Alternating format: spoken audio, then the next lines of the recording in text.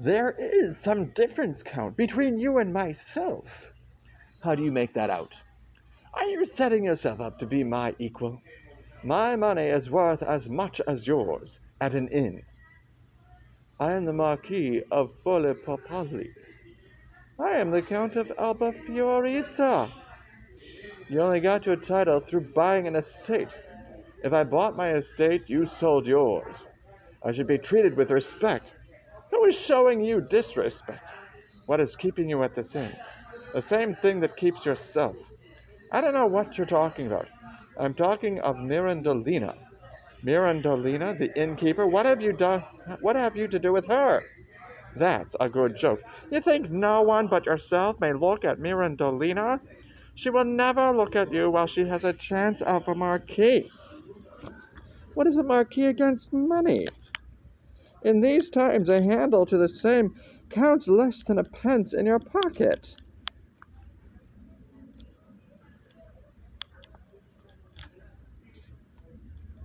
I'll back my rank against your riches. It isn't riches I think of, but what will they buy? Go on buying till you break your neck. You won't be able to do anything with her. She doesn't care for that for you. I won't, and you will. I am what I am. I have what I have. She sees more of my money than of yours. I don't go about talking of what I do. Everybody knows what you don't do, even the servants are talking about it. Servants! I suppose you mean that low fellow Fabrizio. I have my suspicions of him. I think I hear him outside. Fabrizio! What is it you are wanting, sir? What way is the little missus today? She is well, sir. Is she in the house? She is, sir. Ask her to come here. I want to speak to her. I will, sir. What do you want with her? Don't you know it's her birthday? Mirandolina comes of age today. What's that to you? I'm going to give her a birthday present, aren't you? Aren't you? It's worth more to her than presents that I patronize her in. I bring it into fashion. I bring it what is better. You don't understand what you're talking about. You are talking nonsense. Hold your tongue, sir. Hold your own. What's all this noise about? Are you quarreling? Only arguing. What on earth about? Something you would laugh at. It's no laughing matter. The Marquis has taken a fancy to our landlady. I'm only thinking of her interests. He thinks of them. I spend for them. I never heard of anything so little worth a quarrel, to grow angry about a woman, to lose one's temper about a woman. Who ever heard of such a thing? I would never have words with anyone about a woman. I have never looked at one, and never thought much of any one of them. A weakness for woman is a ridiculous thing. For all that, there is something very taking about Mirandolina. The Marquis is right. Our landlady is a very charming little thing. You may be sure any woman I lose my heart to must be something out of the common. Stuff and nonsense. What could there be out of the common in a woman of that sort? She's a very taking manner. She is pretty and very conversable. She dresses with a very good taste. All things that are not worth 2 pence. I have been 3 days in this inn, and I give you my word I wouldn't know her if I met her in the street. Take a look at her, and she may make an impression on you yet. I've seen her well enough. She's like any other woman. She is not like any other woman. She is something more than others. I have known ladies in the best society, and I give you my word I've never met her equal. I know women well enough. I know them and their follies. But I tell you, in spite of the length of time I have been running after Mirandolina and all the money I have spent, I haven't so much as touched her little finger. Tricks, all tricks. You are fools to be taken in by her. She would never try her tricks on me. Believe me, all women are the same in the long run. They don't know anything. They are no use, and I don't like them. You have never been in love. Never and never will be. My people have worked heaven and earth to make me marry, but I never would give in to it. But you are the only one of your family. Don't you think it a pity your property should go to strangers? I do think it. But whenever I remember that to have an heir, I must put up with a wife, I banish the thought quickly enough. And what will you do with all your money? I'll enjoy spending it in my own way. And you will spend nothing at all on women? Not a penny. I will never give a woman the chance to come nibbling at it. Here she is coming. Here, Mirandolina, look at her. Isn't she adorable? Oh, a great beauty. I would think a great deal more of a good greyhound. If you don't think much of her, I do. I would leave her there if she was handsomer than Venus. Good morning to you, gentlemen. Do you want anything of me? I have something to ask of you, but not now. By and by, but not here. If you want anything from me, I will send a servant with it. What do you think of that now? What you call behavior, I call impudence. That's a pretty handkerchief, sir. Ah, it's a fine one. I have good taste, It is certainly very tasty. It is from London. It is, indeed.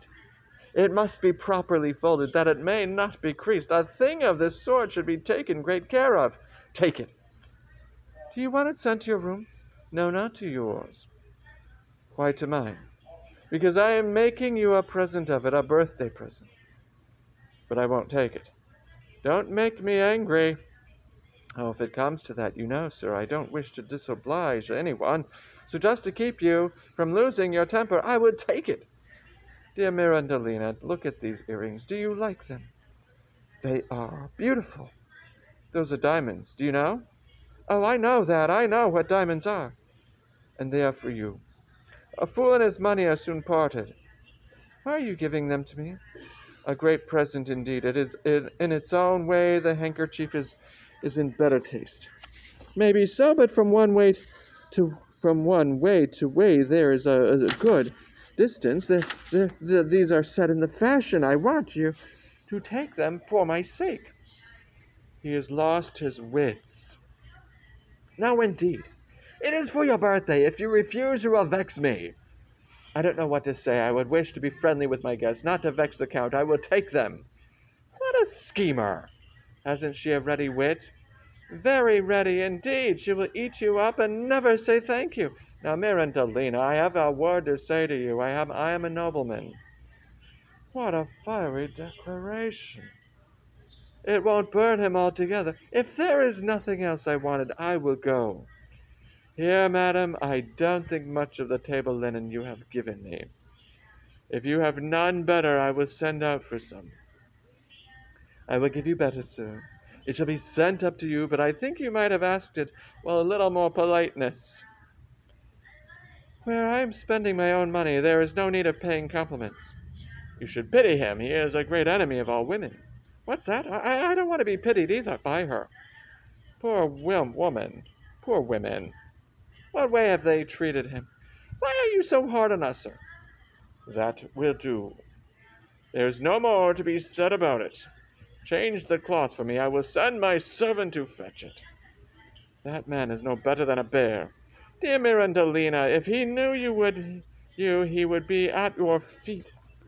I don't want him at my feet, but I don't like to be made little of. He is a woman-hater. He can't bear the sight of them. The poor, foolish creature, he hasn't met yet with the woman who knows how to manage him. But he'll find her, or maybe he has found her. I hope she will punish him and put him down and conquer him and get the better of him and teach him not to run down the best thing Mother Nature ever put her hand to. Don't waste another thought on him. Indeed, I am so put out by his bad manners, I will give him notice to leave the inn. Do so, and if he refuses to go, tell me, and I will send him about his business. Make what use you will of my protection. And as to any money you may lose by it, you must allow me to make it up to you. Listen, send away the Marquis along with him, and I promise I will make up for his loss. Thank you, gentlemen. Many thanks. But I am well able to tell a guest when I don't want him And as to business, there is never an empty room in the house. There is something wanting you, sir.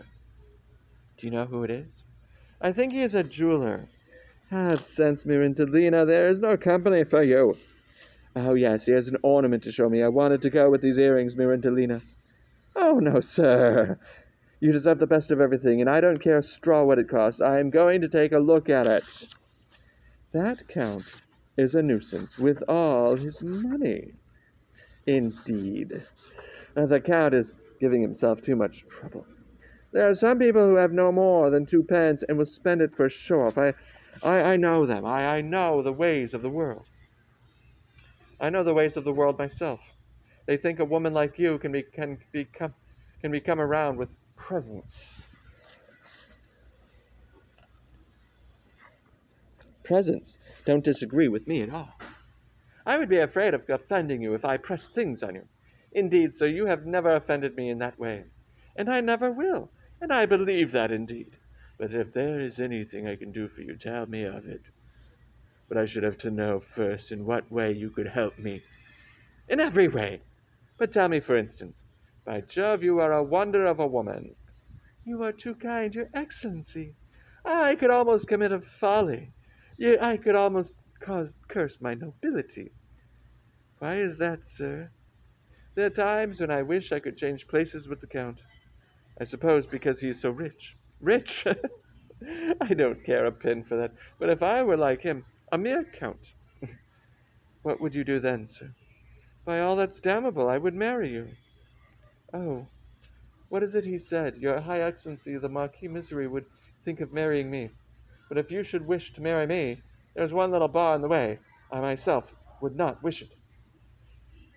Are you there, ma'am? What is it? That Captain Ripafrata in the middle room is crying out against the tablecloths. He says they are common and that he won't use them. I know. He told me about it, and I'll change them. All right. Come and put out whatever you have for him, and I'll carry them up. Never mind. That will do. I will give them to him myself. You will bring them to him yourself. Just so, myself. That is showing him great attention. I pay attention to everything. Mind your own business. It is quite plain to me. You will do nothing for me. You lead me on just to make a fool of me. You are a goose, but you are a very honest servant. It is always the custom that I should attend the lodgers. You are a little too rough for them, and you are maybe a little too smooth. I know very well what I am doing. I want no advice. All right, you may look for another serving man. Why so, Mr. Fabrizio? Are you out with me? Do you remember what your father said to the two of us at the time of his death? I do, and whenever I think of marrying, I will bring it to mind. But I am some way thin-skinned. There are some things I cannot put up with. Sometimes it seems as if you will have me, and other times that you will not have me. You say you are not giddy, but you always take your own way. What sort of an owl do you take me for? What, for a bit of a vanity, a fool? I'm astonished at you. What a strangers to me that are here today and gone tomorrow. If I treat them well, it's for my own interest and the credit of the house. I live honestly, and I like my freedom. I amuse myself with everybody, but I fall in love with nobody. But I know who suits me and who is worthwhile. And when my time comes for marriage, I will not forget my father, and whoever has served me well won't have to complain of me. I am not ungrateful. I know him, but he doesn't know me. That is enough, Fabrizio. You may understand me if you can. Whoever can understand her is a very clever man, but after all, if lodgers come, they go away again. And I am here always. The best chance will always be with me. If you please, sir, this letter has come for you. Who is writing to me? The sincere friendship I have for you. It's another of these meddling friends of mine wants me to marry an heiress. 10,000 pounds. I can do without that, for while I am a bachelor, if I were married, that and as much again wouldn't be enough. I take a wife. I'd sooner take an ague. Bring in the chocolate. May I come in for a minute? Certainly. You and I can have a sensible talk. That donkey of a count is not fit to join in with us at all. You know my way. I try to get on with everyone, but as to that man, I cannot stand him. You cannot stand him because he is your rival. For shame, a man of your rank in love with an innkeeper, a sensible man like you. My dear sir, she has bewitched me. All folly, weakness, what bewitchments? How is it that women don't bewitch me? Their bewitchings are in their humbug and flatteries. Anyone keeping out of their way, as I do, is no danger of finding himself bewitched. I agree with you, and I don't agree. But what is worrying me more than that just now is that agent of mine in the country. Has he robbed you? Has he broken his word to me? He has broken his word to me. Ha! What's this, chocolate? Perhaps you will take it. This agent of mine, as I was saying, he promised to send me my money as usual, but he has not sent it. He'll send it another time. The fact is that I'm in great difficulty, and I don't know what to do. A week, more or less. But you, who are a man of position and breeding, know what a trying thing it is to have to break one's word. I am in a difficulty. Good God, what am I to do? I am sorry to see you so much put out. If I could but escape with decency. You would not be able to oblige me for a week. My dear Marquis, if I could, you should make use of me with the greatest pleasure. I would have offered it to you at once if I had it. I am looking out for my own supplies, but they have not come in yet. Surely you are not short of money. See here, this is all I have. It doesn't amount to much. Yes, it is the last I have left. Lend it to me. But what am I to do? I will pay you back. I don't know what to say. Well, take it. I have to keep an appointment. I must be off. We shall meet again at dinner. Bravo. He was in hopes of borrowing 10 guineas, and contented himself with one in the end. Well, if he doesn't pay, it will keep him from bothering me. I think worse of his having drunk my chocolate. May I come in, sir? What do you want? Here is some finer linen. All right, leave it there. Will you see me, if you please, sir, if it is what you like? What sort is it? There are cambric sheets. Sheets? Yes, sir, the very finest. Look at them. I did not ask that. I only asked for some better clothes than what you gave me. I got this linen for those I should think worthy of it. Who would know the difference? I give it to you because you are yourself, but I would give it to no other one. Because you are yourself. I don't know what you mean. Look at this tablecloth. It is from Flanders. It is a pity to use it at all. I would not grudge so small a thing to gentlemen of your quality. I have napkins of the same. They are here for you. Give the things to my servant, or leave them here. You need not put yourselves to so much trouble. Oh, it is no trouble at all, when it is for someone like you. Well, well, that will do. I don't want anything more. I will put it in the cupboard. Wherever you like. What would you like, sir, for your dinner? Whatever there is will do. I wish to know your taste, sir. If there is any dish you have a liking for more than another, tell me of it. If I want anything, I will tell the waiter. Men don't give the same attention to these things as we do. If there is any dish you have a fancy for, or any dressing, tell me what it is, if you please. I am obliged to you. But even this civility will not help you to do with me what you have done with the Marquis and the Count. Oh, why should you talk of that folly of people who come to an inn, pretend to have fallen in love with the landlady? We have something else to think of than to give heed to their nonsense. We try to serve our own interest. If they give us soft words, we turn it to the good of the business. As for myself, when I hear them beginning their flatteries, I laugh myself tired. Well done, I like to hear you speak the truth. I always do. That is the only good thing about me. For all that, you are ready enough to make believe with your admirers. Aye, to make believe. Heaven preserve me from any such thing. Go and ask those two gentlemen who are making love to me if I have ever given them any sign of liking at all, or if I have amused myself with them in any way that could deceive me. I don't drive them away, because it would not be to my interest to do that, but I sometimes come very near it. I hate the sight of men of that sort. Look here, I am not a young girl. I have left some years behind me. I am no great beauty, but I have had good chances, but I never had a mind to marry. Because I think it's a fine thing to be free. Yes, indeed, freedom is a treasure well worth having, and there are many who are foolish enough to part with it. I know what suits me best. Liberty suits me. Has your Excellency a wife? God forbid, I don't want one. That's right. Keep to that always. As to women, no, that's not enough. I have no mind to speak ill of them. You were the first woman I ever heard say that. I tell you, we innkeepers say plenty and hear plenty, and I pity those men that are taken in by any woman at all. That is an odd thing for you to say. With your leave, sir. You are in a hurry. I don't want to be troublesome. Not at all. You amuse me. You see now for yourself, sir. That is the way I go on with others. I keep them in chat for a few minutes. I joke a little to entertain them. In all of a minute, you understand me, sir, they begin to make love to me. That happens because you have a taking manner. You are too kind, sir. And when they lose their hearts, oh, what folly to be in such a hurry to lose their hearts. It is a thing I never could understand. Talk of strength indeed, fine strong men they are. Their weakness is a disgrace to humanity. That is the right talk for a man.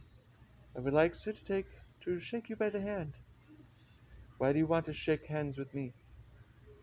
If you would condescend, sir, see, mine is clean. Here is my hand. This is the first time I ever had the honor to touch the hand of a man with the real mind of a man. That will do. Look now, if I had held out my hand to either one of that feather-brained pair downstairs, he would have been full sure I was dying for him. He would have lost his heart then and there. I would not have taken any such liberty with them for all the gold of the world. They have no understanding. Oh, it's a blessing to be able to say things out without raising suspicion or doing mischief. I beg your pardon, sir, for my forwardness. Whenever I can serve you, just give the order, and I will pay more attention to it than I ever have done for anyone in the whole world. Why you should think so well of me. Because you being a well-reared gentleman, I know. I can say out my mind to you, and have no fear you will think I am an object, or that you will torment me with follies and absurdities. Now, if you want to attend to your business, don't let me keep you here. Yes, sir, I will go and look after the housework. That is my delight and my joy. In case you should want anything, I will send the servingman. All right, but you might look in at some other time. I am not in the habit of attending on my guests, but it will be different with you. Why so? Because, sir, I like you. You like me? I like you because you are not weak. You are not a fool. You are a strong man. You will never give in to love.